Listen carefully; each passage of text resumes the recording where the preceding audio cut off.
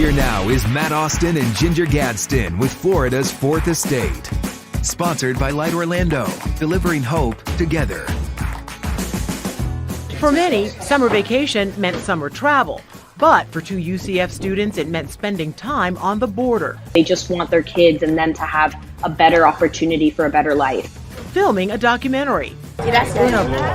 And helping where they could. Wow. I don't know about you, but during my summer breaks, I did not spend it doing that kind of work. These two UCF students who you're going to meet a little bit later on are just phenomenal young people, and I feel good about the future of our country. Yeah. This is Florida's Fourth Estate. So glad you're with us. I'm Ginger Gadsden. Hey, I'm glad you're here too. Somehow I'm here. I promised myself I would never do this podcast in a suit. Yet today, here I am. If you're just listening, I am in a suit. But you know what? Florida's Fourth Estate don't miss slot, okay? Don't miss slot. That's a news term. Where if you miss slot, if you're supposed to be live, you're supposed to be, in your place for the show, and you're late, you miss slot. So Florida's Fourth Estate. I don't care if I've got to be in a thong here on the show. We do not miss slot. We care about that because you're missing everything. That's right. We're glad to have you with us for another edition of Florida's Fourth Estate. Before we get to those amazing college students who went out to serve and to learn some things at the border, we have our big headlines that we're talking about for the week. And there was a story that really captured everybody's attention. Everybody in the nation was talking about it as two Orlando police officers were shot near the end of last week. And as this story has progressed, we've seen where mistakes were made and now fingers are being pointed. Okay, there's several places where this guy, his name's Dayton Veal, had the opportunity to be arrested, to be brought in. So there was this situation right here where UCF police had pulled him over. They figured out his car was attached to him. And so when they pulled him over, they figured out he had a warrant out and they chase him around. They don't take his keys. And somehow he just ends up getting away from them, getting back to his car and speeding off. Okay, so that is one area where people are like, well, maybe he should have been caught there. But that's a tough situation, Ginger, where people are kind of, just reacting. Of course. We can all, Monday morning quarterback. For sure. But there were several other, as we've continued to learn more and more about this story, there were several other times when he could have been maybe put into jail so he wasn't hurting people. So there was another situation, Ginger, where he was accused of doing some terrible things to a 14-year-old girl, which I don't really want to talk about on our podcast in case your kids are listening to this. But this happened while he was on probation for another string of incidents in Georgia. And instead of keeping this guy locked up, so again, this is a terrible situation where his DNA was found with this young girl. Yeah. And he's bonds out. So a lot of people are looking at State Attorney Monique Worrell like, why was he able to bond out with such evidence pointing at him while he was already on probation for a few other things, specifically some bad stuff in Georgia? So he gets out on bond, right? And then, But wait, there's more. So there you can kind of point at the state attorney. And that's where Governor Ron DeSantis is saying, oh, look, the state attorney messed up. Well, there was another situation where this guy had a warrant out for his arrest from Georgia while he's wearing an ankle monitor on for 6 weeks. And for some reason, the Department of Corrections, which is run by the state, which is overseen by Governor DeSantis, they had 6 weeks where this guy had an ankle monitor on and a warrant. They did not go and get him. So several points in this process, Ginger, this guy could have been put away and would have not hurt those police officers. And it seems like there were some failures going on in our state at several different levels. And now everybody's pointing the finger at each other. Well, there's enough blame to go around, which is why everyone's pointing the finger at someone else. It just seems like it was a comedy of errors, one after the other. And this guy, Dayton Veal, who we're talking about, he could have just laid low because he got lucky on so many accounts, right? He just escaped one thing after the other. That you would think it's like, okay, you know what? I've done some bad stuff. I'm just going to live right now. But he didn't. And the thing that really got everyone's attention is when he shot those two police officers. And thank goodness they are still alive and still with us. Mr. Veal is not, because he was killed during that confrontation. SWAT team But found just so much blame to go around, and it really does make you scratch your head and question, like, why was this guy even out on the streets in the first place? All right, moving on to our next story. It's a much lighter story, but it still involves crime, but we just don't know who's responsible for it yet. Can you imagine you're the mayor of a big city like Tampa, and you're in the Florida Keys, and you're with your family, and you're fishing, and you catch something that it looks like a square grouper? Well, we don't have to imagine. That actually happened to Tampa Mayor Jane Castor. She was with her family fishing in the Florida Keys, and she's a former police chief. We should say that. Also, so you know. So She knew what it was she's got right a away. good eye. She sees this thing. It's in a package about the size of a microwave, and she sees it, and she's like, let me just wheel that in there, reel it in. And so she reels it in, and it's like, what in the world? Cuts it, she goes, oh, that's definitely cocaine. And when you look at the packages, we were wondering, it's like, it's got butterflies on it. It's like, why does They have a branding manager at this cocaine facility? What's going on? Where's the facility? Where did this cocaine come from? And it is worth a lot of money, and someone is probably out there looking for it right now. The mayor says if you can identify it, Please come to the police let station. her know. I mean, it's not funny, but it's crazy. We Yeah. have had several instances, Matt, of drugs washing up on Florida beaches. So, that's where the drug dealers are. They're in the boats, and sometimes they don't stay in the boat. Right. And Or if that's they're starting to get popped by the Coast Guard or something, Yeah, guess what yeah. the first thing to go overboard is? It's the $1.1 million in cocaine that they're 70 carrying. pounds, 70 pounds of pounds. cocaine. Yeah, that was a giant That grouper. is quite the catch. Now, I think it's funny because I just picture a mayor finding all this cocaine, and she goes, my family was concerned, like, oh my gosh, what if they think it's ours? So I guess you are thinking, like, when you call the police, I found this cocaine. I didn't make it, and I'm not trying to sell it, but it is kind of an awkward thing when you're the mayor. Well, I of think the Tampa. fact that she called. If you're calling, it's probably not. Yeah, it's probably a probably good not clue. going to be yours. But maybe you that's know. what they want you to think. I don't know. Well, yeah, no, she's got a great record. But it was just one of those stories. It's like, of all people to find it, what if someone else had found it? What would they have done with it? They would have had a big old party No, I over don't, there I in don't Tampa know. Bay. It's like, hey, I Or could they make might some have money. tried to sell Yeah, it. I don't exactly, know. exactly. $1.1 million. It's a lot. That is It's a wild. lot. That is, but it's not that much, really. Oh, Because well, relatively not speaking. compared to the mega billions drawing. So $1.58 million, and you knew No, billion. what I say, million. Million. I'm Million. Sorry. I can't even Billion. grasp 1.58 million. So 1.58 $5. billion. They won $12 in the Mega Million. Of course, it took place at a Publix in Florida, kind of up there near Jacksonville. Duval County. Duval. That's how you have to say it, by the way. Yeah, they won. I don't know. It's one person. They're not. I mean, maybe somebody was buying for their whole workplace or something. But this is one ticket, and they. It wasn't our workplace. We have a pool going. Yeah, I don't get in that thing. Yeah. No. So So here's the deal: if you guys ever win the pool and you're all out of here, guess who's more valuable to old Channel 6? good. This guy right here.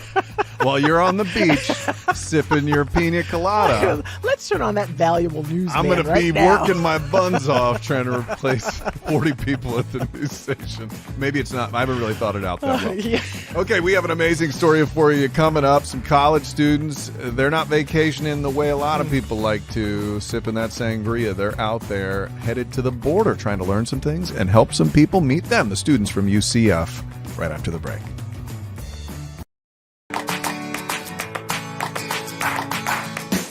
Complain about assignments in school, complain about finals or having to work a job during school. But, people that we saw there would do anything to have that opportunity that I have. 2 UCF students spent their summer break learning a lot about life for families on the U.S. Mexico border, They just want their kids and them to have a better opportunity for a better life. filming a documentary, Just get what you need. and helping where they could. Gracias. Ian and Amy, thank you for joining us for Florida's Fourth Estate. My first question is, what made you guys decide that this is what you were going to tackle? So what made me want to go on this trip was a lot of it was a personal connection. I come from a family of immigrants, and just seeing the mismatch of information going on for honestly years. I just kind of wanted to go and see it myself. And then as a journalist, I wanted to do it because I felt like that was a one in a lifetime experience to go out and go to a completely different state, a completely different city where there's a whole, busload of problems that we don't face here in Florida. And how to tackle that as a journalist going for the first time. Then, we have to get everything that 1 week. Yeah. Yeah, Ian, what about you? Why did you want to do this? For me, it's similar to Amy. I mean, it's a personal connection because basically all the students that went, because it wasn't just me and Amy, it was I think 2 or 3 other ones, maybe 3 or 4, but we all had some type of personal connection to this issue. And even though we're in Florida and we're far away from the border, we have family that cross, or we have family that has come here from Central America or from other countries. And for me, it was very much a personal thing, and just being able to kind of experience that and take that into what I want to do as a career, kind of like a motivator. So it was very good opportunity for me, and I just felt like the urge to go. So when you got there, what did you see? Did you everybody seems to have one thing going into this that they're expecting. Did what you expect to see actually happen, Amy? No. So when we went to the border wall the first time, we went twice, and the first time we went, I was kind of expecting to see the same on both sides. Kind of just like a deserted area, kind of what you're seeing there. But when you look to the other side, the Mexico side, there's families that are living right up on that border wall. And they come up to you and they talk to you. And I mean, that's their place. That's their home. There's a supermarket a few blocks down. I mean, it is a community there. And I just think that before that, I really didn't think that anyone lived, on the Mexico side. They lived so close to the border because of everything going on. Yeah, Ian, what did you find when you got there? It was very interesting because you're just separated by this man-made marker, but it's just like lack of opportunity on the other side. But like being in university and having the privilege to be able to get a college education that many people literally like a stone's throw away from you don't have. It's interesting. When you are able to go and see something like this and see the opportunity literally on the other side of the fence, they could touch you guys, which represents opportunity. How, and Ian, I'll ask you first, how did that change you? The son of an immigrant that came from Mexico, it's not foreign to me, the type of being grateful for what you have in this country and things like that. But, it's harder to see because I haven't seen exactly what my dad went through to get here and what my dad went through to be able to get citizenship here. But I feel like going there, it made me more conscientious and more, hands-on, being able to see with your own 2 eyes, being able to touch the fence and being able to just understand better why I've been raised like that, why, I just need to be more grateful for what I have here. And it's just certain things like you complain about assignments in school, complain about finals or having to work a job during school. But, people that we saw there would do anything to have that opportunity that I have. So I think that's just something really important that I took away from this trip. Yeah, and we saw you guys out there not just covering this, but serving the community, and that probably gives you an extra little bit to be able to speak with them and figure out these are families out there. Amy, tell us a story from maybe somebody you got to speak to or spend a little time with. Yeah, so I think it was day 3 or 4, we visited a shelter that was for families, and we got to take some toys for the kids and kind of spend time with them and play with them.